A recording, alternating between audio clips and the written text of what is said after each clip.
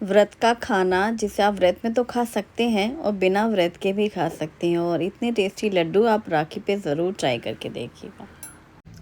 Good morning, सब लोग कैसे हैं? क्या हाल? बढ़िया है ना? आशा करती हूँ आप सभी स्वस्थ रहो, सुरक्षित रहो और खूब खुश रहो। हर दिन की तरह आज भी यही मेरा अभिलाषा है। और हाँ, आज क्या बनाएंगे? आज बनाएंगे व्रत में खाने वाला खाना, व्रत का खाना, उपवास का खाना, और जिसे आप किसी भी व्रत में खा सकते हैं। और आज मैं बनाऊंगी राखी स्वीट्स, क्योंकि राखी सीज़न है। मैंने बनाए थे बेसन के लड्डू और बनाई थी मूंगफली के लड्डू। जब बेसन के लड्डू बनाए थे तो कुछ लोगों को गुड़ की मिठाई चाहिए थी, शुगर की नहीं, क्योंकि बेसन के लड्डू में चीनी थी। फिर मैंने बनाए थे इसीलिए मूंगफली के लड्डू, क्योंकि वो गुड़ के थे। अब गुड़ के भी हो गया है मीठा, लेकिन ऐसा मीठा चाहिए जो टिकाऊ हो, महीनों भर खाया जाए। क्योंकि गुड़ और मूंगफली जो है वो ऐसे 2-3 महीने तो नहीं खाई जाएगी, बिना फ्रिज के रखने से मूंगफली में फंगस हो जाएंगे। हार्डली 10-15 दिन में उसको खा के ख़त्म करना होगा। तो आज जो मिठाई बनाएंगे उसे एक दिन बना लो, महीने भर तो क्या, महीनों भर तक खाओ, ख़राब नहीं होगी। तो चलो शुरू करते हैं। आज मैं व्रत के लिए ही 2-3 रेसिपी बनाने वाली हूँ, इसलिए मैंने 2 कप साबूदाना रात में भिगो लिया था और सुबह देख रहे हो बहुत अच्छे से भीग चुके हैं। 2 कप साबूदाने में 2 कप पानी डाल करके ऐसे ही मैंने ढक करके रख दिया था धुल करके, और ये पूरा बोल फुल हो चुका है। एकदम सॉफ्ट हैं दाने और एकदम खिले खिले बिखरे से हैं। पानी ज़्यादा नहीं होना चाहिए जब भी आप साबूदाना भिगो, क्योंकि ज़्यादा साबूदाना पानी डालने से ना वो गीला हो जाता है, स्टार्च उसमें मिक्स हो जाता है। आलू सुबह भी मैंने बॉईल किए हैं, गर्म है, तो यहाँ पर 2 आलू ले करके मैश कर लेंगे हम, और 2 आलू हम बाद में यूज़ करेंगे। तो पहली जो रेसिपी बना रही हूँ मैं, जैसे उसमें उबले हुए आलू लेंगे आप, और सोक्ड साबूदाना लेंगे। एकदम खिला खिला साबूदाना रहे, ये देखो बिल्कुल बिखरा हुआ सा है, स्टिकी ना रहे। इसमें हम डालेंगे ताज़ा कटा हुआ हरा धनिया और हरी मिर्ची बारीक कटी हुई, और ये सारी तैयारी सब मैंने कर ली है। इस जो मिक्सचर से जिससे हम बना रहे हैं साबूदाना स्टिक, आप ऐसे ही साबूदाना वड़े बना सकते हैं।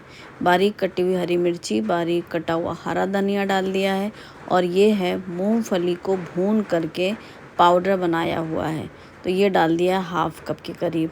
और व्रत में खाने के लिए जो भी नमक आप यूज़ करते हैं वो नमक डाल सकते हैं। मैंने यहाँ पर रॉक सॉल्ट यूज़ किया है, जीरा डाले हैं, और इन सबको मिक्स कर लेंगे। इस एक मिक्सचर से आप 3-4 तरह की रेसिपी बना सकते हैं। आपको जैसे फ्राई करना है तो आप साबूदाना वड़ा बना सकते हैं, आपको फ्राई नहीं करना है आप आपे बना लो। फ्राई करना है, थोड़ा सा डिफरेंट बनाना है, एकदम क्रिस्पी बनाना, तो आप साबूदाना स्टिक बनाना, जो अभी मैं बनाने वाली हूँ। और आपको नहीं फ्राई करना, आप तवे पे केवल सेकना चाहते हैं तो इसकी आप टिक्की भी सेक सकते हो तवे पे। तो इस तरीके से छोटे छोटे बॉल्स ले करके मैंने इनको रोल कर दिया है, और ये इस तरीके से बन गए हैं स्टिक, आलू साबूदाना स्टिक। मुझे काफ़ी दिनों से ये बनाने का मन कर रहा था, और बहुत क्रिस्पी बनती हैं, बहुत क्रिस्पी।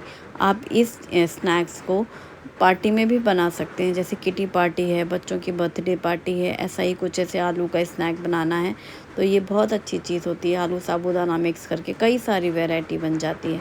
यहाँ पर मैंने ये लिए हैं 7 बॉल्स, इनका हम बनाएंगे आप्पे, और हाफ हम फ्राई करेंगे स्टिक के लिए। अब जितना भी साबूदाना है बचा हुआ, इसको पूरा हम एक बोल में ले लेंगे। एकदम बिखरा बिखरा सा है, आप देख रहे हो, बिल्कुल भी चिपचिपा नहीं है ये। और इसमें हमने डाला है मूंगफली का पाउडर। मूंगफली को हमेशा पहले भून लेंगे, ड्राई रोस्ट करेंगे, और फिर उसका हम पाउडर बना लेंगे। उस पाउडर को हमने डाला है साबूदाना और आलू के मिक्सचर में। साथ में डाला है नमक और चीनी, बारीक कटा हुआ हरा धनिया, और इन सभी को मिक्स कर लेंगे। नमक और चीनी, मूंगफली का पाउडर और हरा धनिया। अगर हल्का सा भी गीला होगा साबूदाना तो मूंगफली का पाउडर डालने से वो एकदम बिखरा बिखरा हो जाता है। आप चाहें तो इसमें 1 चम्मच तेल डाल सकते हैं, ताकि वो जो साबूदाना है वो एकदम खिला खिला रहेगा, मतलब चिपका चिपका सा नहीं रहेगा जब आप बनाएंगे। लेकिन ये अच्छा खासा ड्राई है तो मैंने इसको वैसे ही रखा है। सबसे पहले आप्पे बना लेते हैं। तो आप्पे मोल्ड में थोड़ा थोड़ा सा 2-2 बूंद घी डाल करके आप इस तरीके से बॉल्स को रख सकते हैं, और ढक करके धीमी आंच में इसको एक साइड पकाने के बाद फिर पलट करके सेक लेंगे। चाहो तो ऊपर से भी 2-2 बूंद घी डाल दो, ताकि जब हम इनको पलटेंगे ना तो पूरा उसी तरीके से घी से ही रहेगा, और पलट करके फिर गोल्डन ब्राउन हो करके सेकना है हमको। दोनों ही साइड से सेकना है। तो धीमी आंच रखेंगे, कभी बीच में तेज़ भी कर लिया, फिर धीमी कर लेना और बीच बीच में घुमाते हुए। ये जो आप्पे बनेंगे, इसमें सबसे अच्छी चीज़ है कि घी या तेल जो भी आप बना रहे हो तो एकदम लेस ऑयल लेस घी में बनेगा। तो ये टोटल ऑप्शनल है, बैटर सेम है, लेकिन आपको खाना क्या चीज़ है वो आप अपनी चॉइस के अकॉर्डिंग ही बना सकते हैं। तो आप्पे रेडी हो गए हैं, उसे रखा मैंने साइड में। अब हम रखेंगे कढ़ाई और अब हम करेंगे फ्राई। फ्राई करने के लिए जो स्टिक हैं इनको डीप फ्राई करना होगा और बहुत ही ज़्यादा करारे करारे बनते हैं। छोटे छोटे बैचेस में इस तरीके से जो पूरा डूबा रहे और अच्छे से उसको हिलाते हुए जब चारों तरफ से बिल्कुल फ्राई हो जाए और आप इसको छान लो। ऐसा नहीं कि बहुत ऑयली हैं और टेस्टी बहुत लगते हैं, बहुत क्रिस्पी लगते हैं। एक बार ट्राई करके देखना। साबूदाने वड़े तो आपने बहुत बार बनाए होंगे। ये साबूदाने स्टिक ज़्यादा से बन जाते हैं। जैसे थोड़ा सा बैटर है ना, तो पतले पतले लंबे लंबे ऐसे छोटे साइज़ के या बहुत लंबे आपको जैसे बनाना है वैसे आप कर सकते हो। तो ये स्टिक और बहुत क्रिस्पी है ये। इसको आप केचप के साथ, हरी चटनी के साथ, जो अगर बिना व्रत के नहीं, बिना व्रत के आप ऐसे पार्टी स्नैक्स की तरह बनाते हैं तो आप अपनी पसंद की पुदीने की चटनी और बढ़िया केचप के साथ सर्व कर सकते हैं। बहुत टेस्टी लगता है। अब बनाते हैं खिचड़ी, जिसके लिए मैंने मूंगफली के दानों को घी में डाल करके फ्राई कर लिया है और फ्राई करके क्रंची क्रंची से ये मूंगफली के दाने हम साइड में निकाल के रख लेंगे। अब डालेंगे घी में जीरा 1 बड़ा चम्मच और इसके साथ ही डालेंगे बारीक कटी हुई हरी मिर्ची और उबले हुए आलू जिनको पीसेस कट कर लिया है। इनको आलू को पहले घी में अच्छे से फ्राई कर लो ना, तो काफ़ी सौंधा टेस्ट आता है। और 1 बड़ा चम्मच डाला सफ़ेद तिल, जो कि खाने में बहुत ज़्यादा टेस्टी लगती है। आप एक बार डालेंगे ना तो हर बार आपको मन करेगा। अगर आप व्रत में नहीं खाते हैं तो प्लीज़ आप तिल को स्किप कर लेना। आप जो चीज़ व्रत में नहीं खाते हैं वो कोई भी चीज़ मत डालिएगा। और बिना व्रत के आप बनाना चाहें तो जैसे भी चाहें बना लीजिए। और ये साबूदाना जिसमें मैंने मिक्स किया था मूंगफली के दाने वगैरह, ये डाल दिया है। और इसमें सबसे अच्छी टिप होती है, जब आप सारी चीज़ें मिक्स कर लो तो 2 चम्मच घी ऊपर से डाल दो। फिर देखो कितना बढ़िया टेस्ट आता है, बहुत अच्छी खुशबू आती है। और मुझे पर्सनली इस खिचड़ी में टमाटर भी पसंद है, पर मैंने इसलिए नहीं डाला। बहुत से लोग व्रत में नहीं खाते, फिर पूरे टाइम यही चलता है, व्रत में तो टमाटर नहीं खाते, व्रत में तो टमाटर नहीं खाते, तो इसलिए मत खाओ, मत डालो। लेकिन अगर जिसको वैसे ही खाना हो बिना व्रत के, तो टमाटर भी इसमें बहुत टेस्टी लगता है। और लास्ट में डाला है मैंने ये क्रंची मूंगफली के दाने और हरा धनिया कटा हुआ और इसे मिक्स कर दिया है। हरी मिर्ची का तीखापन है, सेंधा नमक है और हल्की सी मिठास है चीनी से। और इसमें आप लेमन जूस भी डाल सकते हैं, लेकिन उसमें भी ये रहता है कि नवरात्रि के व्रत में लोग नींबू नहीं खाते या और भी कोई सी व्रत में नहीं खाते हैं, तो इसीलिए बहुत सारी चीज़ें व्रत के नाम पे जब कुछ रेसिपी शेयर करो तो बहुत सोचना पड़ता है। तो मैंने डाला नहीं है। आप डालते हो, खाते हो तो ज़रूर डाल लीजिएगा, काफ़ी टेस्टी लगेगा। उससे नींबू डालने से ना हल्का सा खट्टा मीठा वाला टेस्ट आएगा। और ये साबूदाने अच्छे से ट्रांसपेरेंट तक होने लगे ना, तब तक उसे अच्छे से भूनना। एकदम खिली खिली साबूदाने की खिचड़ी। और ये है साबूदाना स्टिक और साबूदाने के हैं आप्पे। तो है ना पूरा व्रत का खाना। तो जब भी आपका व्रत हो, किसी भी व्रत में जो चीज़ें आप नहीं खाते हो वो प्लीज़ आप स्किप कर लो, और जो आप खाते हो, जो मैंने डाला है वो आप डाल सकते हैं। ये साबूदाना स्टिक ट्राई करके देखना, बहुत बढ़िया लगती है। और इस तरीके से साबूदाने की खिचड़ी बनाना। अब बना रहे हैं हम खजूर के लड्डू। खजूर के लड्डू राखी स्पेशल स्वीट बना रही हूँ मैं। आप चाहो तो व्रत में भी इसे खा सकते हैं और इसे लंबे समय तक स्टोर भी कर सकते हैं। इसके लिए हमें चाहिए खसखस, काजू, बादाम और साथ में चाहिए पिस्ते और खजूर चाहिए। तो ये सब मैंने प्लेट में निकाल लिए हैं और अब इनको सीधे फटाफट से फ्राई करना है और बनाना है।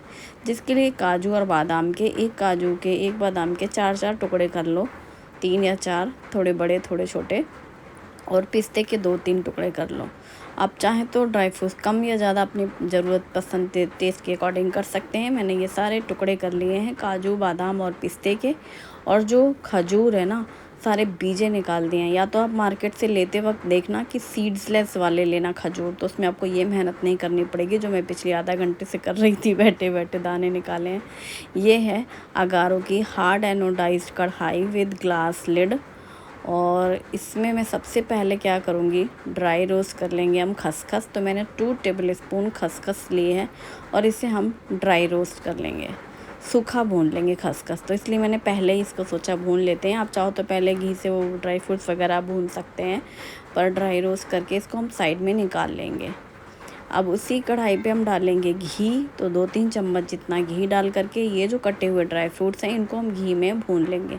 अगर आपको इसमें भी घी कम डालना है तो आप इनको माइक्रोवेव कर सकते हो या फिर ड्राई रोस्ट कर सकते हो इन ड्राई फ्रूट्स को। पर मैंने 2-3 चम्मच घी डाल करके इनको अच्छे से घी में धीमी आंच करके भून लिया है, ताकि वो क्रंची भी हो जाएँ, सोंधे हुए लगते हैं ड्राई फ्रूट्स। और इस तरीके से भून कर डालने से, चाहे आप ड्राई रोस्ट करो चाहे घी में भूनो, फिर ड्राई फ्रूट्स की वजह से आपकी स्वीट ख़राब नहीं होगी। बस इसको भून करके हमेशा यूज़ करना, चाहे आप सूखा भूनो चाहे घी में भूनो। इसको भून के भी हमने निकाल लिया है, खसखस वाली प्लेट में मैंने डाल लिया है, एक साथ ही रहेंगे सारे ड्राई फ्रूट्स और खसखस। और अब हम कढ़ाई पे भूनेंगे खजूर को। तो इसमें हम डालेंगे, फिर बहुत ज़्यादा घी नहीं डालना है, 2-3 चम्मच जितना घी डाल करके ये जो खजूर हैं इनको, डेट्स, इनको डाल करके घी में भूनेंगे। मैंने सारे बीजे निकाल लिए थे क्योंकि ये सीड्स वाली थी, और इनको धीमी आंच में भूनना है। इनको छोटे छोटे टुकड़े कर लिए थे मैंने नाइफ़ से, आप चाहो तो इसे कूट लो, इसको सॉफ्ट कर लो। तो इसको धीमी आंच में यदि आप ढक करके कुछ सेकंड के लिए रखते हो, बीच बीच में हिलाते जाओ, फिर ढक दो, फिर निकालो, तो ये सॉफ्ट हो जाता है भाप में भी। बस इसको हिलाते रहना, लेकिन नहीं तो कढ़ाई में लग जाएगा। और आंच तेज़ नहीं करना, धीमी ही रखना। तो जैसे ही ये गरम गरम में रहेगा ना खजूर, तब आप ड्राई फ्रूट्स डाल दो, भुने हुए, फ्राई किए हुए, और इसको सारी चीज़ें अच्छे से मिक्स कर देना है।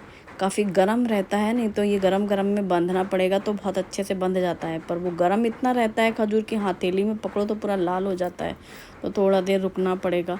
तो सारी चीज़ें पहले अच्छे से मिक्स करके कुछ मिनट आप ऐसे ढक के रख दो, तो वो ना बहुत अच्छे से सॉफ्ट हो जाता है, और सब पूरा एक साथ मिक्स होना बहुत ज़रूरी है।